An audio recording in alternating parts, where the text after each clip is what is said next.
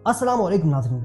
इस्लामाबाद और रियाद के दरमियान दिफाई ताउन की बात तो परसों पुरानी हो गई, लेकिन हालिया रिपोर्ट्स ने इस ताउन को एक नई बहस में बदल दिया है। अमरीकी जरीदे ड्रॉप साइट न्यूज़ ने दावा किया है कि उसके पास पाकिस्तान और सऊदी अरब के दरमियान दिफाई ताउन से मुतालिक एक खुफिया लीक शुदा दस्तावेज पहुंची है। इस दावे के मुताबिक इस दस्तावेज में पाकिस्तान के किरदार को वाज़े और अमली फौजी जिम्मेदारियों के साथ बयान किया गया है। यानी सिर्फ तरबियत या मुशावरत नहीं, बल्कि मुमकिन तौर पर फौजी तैनाती, जंगी तैयारों की फरहमी और मुश्तरका जंगी कार्रवाइयों में शिरकत जैसे नकात भी शामिल बताए जाते हैं। रिपोर्ट के मुताबिक अगर खित्ते में बड़ी कशीदगी पैदा होती है या सऊदी अरब को बराह रास्त सिक्योरिटी खतरात लाहक होता है तो पाकिस्तान को फौरी फौजी इमदाद फराहम करने के लिए मुतहर्रिक होना पड़ सकता है। कुछ तज्जियों में यह भी कहा जा रहा है कि मुआहदे के तहत मुकद्दस मकामात का दिफा, अहम तनसीबात की सिक्योरिटी और हंगामी हालात में तेज़ी से फौजी तैनाती जैसे किरदार भी पाकिस्तान से मुंसलिक किए गए हैं।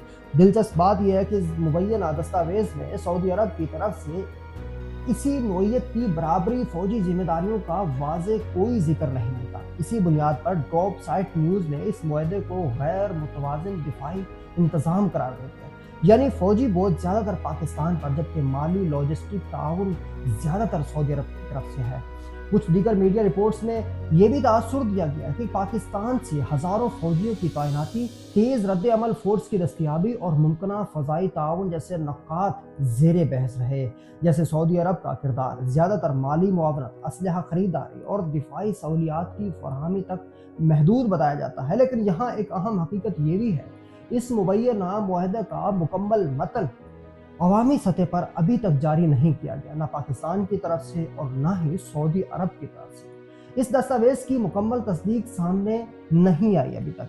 यानी ये दावा एक लीक शुदा या मुबैना दस्तावेज पर मबनी है, जिसकी आज़ादाना तस्दीक अभी तक नहीं हो सकी। इसीलिए कुछ तज्जियाकार इसे मुमकिन हकीकत भी करार दे रहे हैं, जबकि दीगर माहिरीन के मुताबिक जब तक मुकम्मल मुआहदा सामने नहीं आता इसे हतमी हकीकत नहीं कहा जा सकता। लेकिन इस बहस में एक बड़ा सवाल ये भी है, ये मुआहदा कैसे तय हुआ, क्योंकि एक जमहूरी हुकूमत में ऐसे हसास दिफाई फैसले वाज़े मरहलावार अमल से गुजरते हैं। पहला मरहला काबीना में तफसीली बहस, जहां फवायद, खतरात और जिम्मेदारियों का जायजा लिया जाता है। दूसरा मरहला पार्लियामेंट में खुली गुफ्तगू, जहां हुकूमत जवाब देती है और अपोजिशन सवाल उठाती है और कौमी इत्तफाक राय बनाने की कोशिश की जाती है।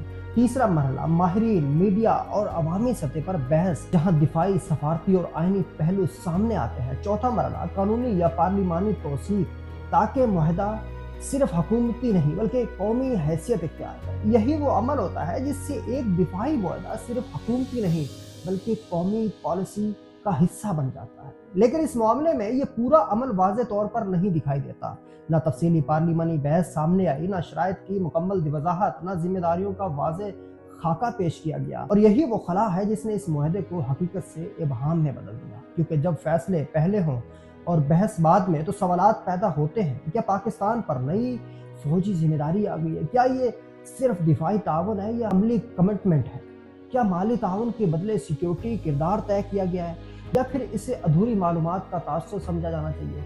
तनकीदी तौर पर देखा जाए तो मसला सिर्फ मुआहदे की नौयत का नहीं बल्कि उसके तरीक़ा कार का है। अगर यही मुआहदा पार्लियामेंट में तफसील से ज़ेर बहस आता, माहिरीन की राय शामिल होती और आवाम को वाज़े तस्वीर दी जाती, तो शायद ये एक मजबूत दिफाई ताउन समझा जा सकता था। लेकिन महदूद मालूमात, जल्दबाजी का तासुर और खामोशी के साथ मुआहदा, इन सब ने मिलकर एक दफाई मुआहदे को स्ट्रेटेजिक शराकत दारी के बजाय एक सवालिया निशान में बदल दिया।